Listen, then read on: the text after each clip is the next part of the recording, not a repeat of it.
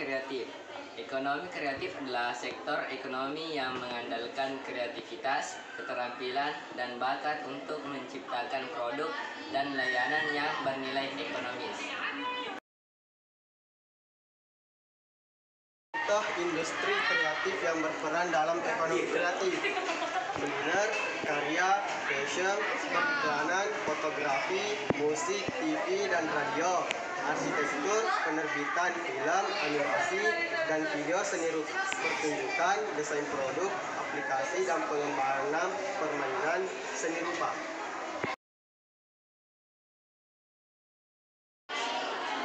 Kontribusi ekonomi kreatif terhadap perekonomian. Ekonomi kreatif berkontribusi terhadap perekonomian nasional melalui peningkatan pertumbuhan ekonomi, lapangan kerja, dan inovasi. Pertumbuhan ekonomi kreatif berkontribusi besar terhadap produk domestik untuk PDB nasional. Inovasi ekonomi kreatif mendorong persaingan sehat di antara pelaku industri kreatif.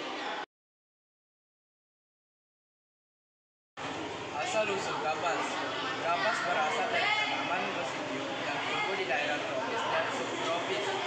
Kapas pertama kali dibudidayakan di delta Indus, India sekitar 6000 sebelum Masehi.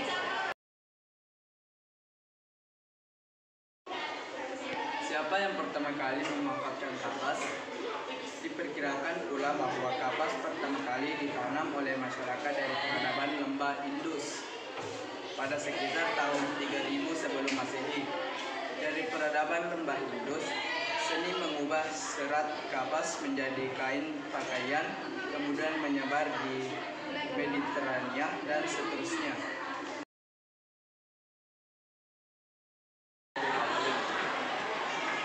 Bagaimana proses pengolahan kapas pertama kali dilakukan untuk menghasilkan produk tekstil? Setelah dipanen, kapas melewati berbagai tahap. 1. Gining, di mana serat kapas dipisahkan dari biji. 2. Pembersihan, proses pembersihan untuk menghilangkan kotoran seperti tanah, daun, dan partikel kecil. 3. Carding dan combing. Carding meluruskan dan menyelaraskan serat kapas dipersiapkan untuk mengikat.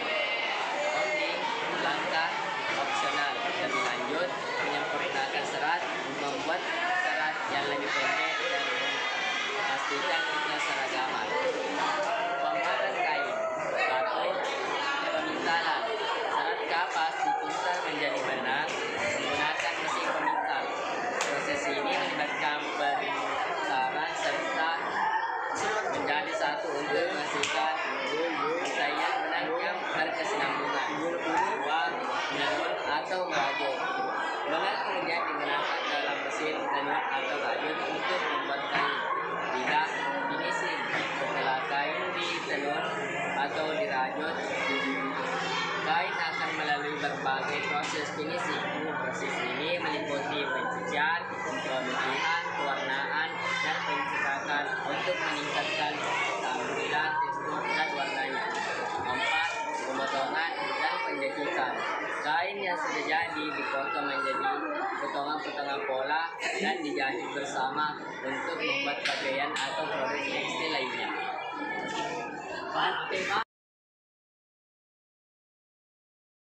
1. Mengapa kapas menjadi bahan yang sangat penting dalam kehidupan manusia, terutama dalam industri tekstil? Jawabannya, kapas adalah serat alami yang berasal dari tanaman kapas. Tanaman kapas ini tumbuh di daerah tropis dan subtropis di seluruh dunia. Kapas telah menjadi bahan yang sangat penting dalam kehidupan selama ribuan tahun, terutama dalam industri tekstil. Kelebihan kapas sebagai bahan tekstil: 1. Kuat dan tahan lama. 2. Lembut dan nyaman. 3. Menyerap keringat. 4. Mudah diwarnai. 5. Serbaguna.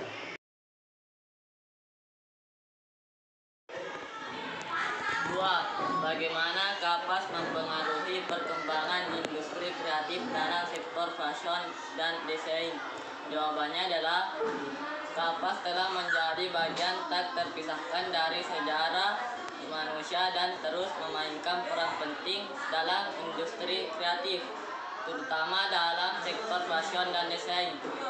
Berikut adalah beberapa cara kapas mempengaruhi perkembangan industri. 1. Fleksibilitas dan memudahkan penggunaan. 2. Kenyamanan dan daya tahan. 3. Inovasi dalam desain. 4. Peran dalam tren fashion. 5. Dampak ekonomi dan sosial.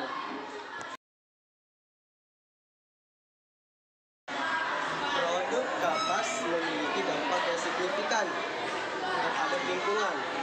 Kapas membutuhkan banyak air dan pestisida untuk tumbuh, dan proses produksinya menghasilkan limbah dan emisi karbon.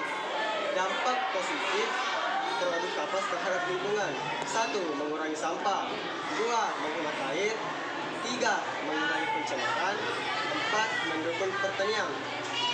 Adapun dampak negatif produk kapas terhadap lingkungan: 1. Penggunaan air yang berlebihan. 2.